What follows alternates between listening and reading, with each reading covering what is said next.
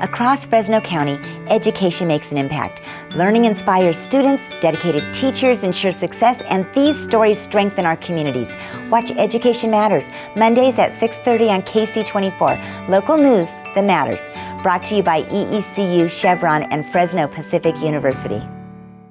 They design it and they build it.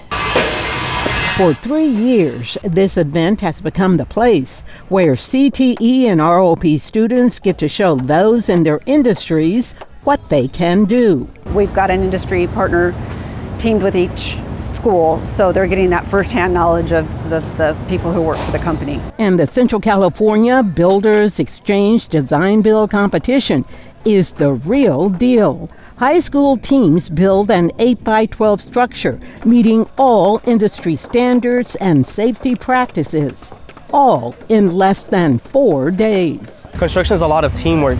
Like if you don't have good coordination with your group mates, your crew, you're not going to succeed a lot, you're not going to get a lot done. In a matter of days, you see the Caruthers Fairgrounds transformed as student builders moved from laying out their framing materials to hammering in the last nails of their shed.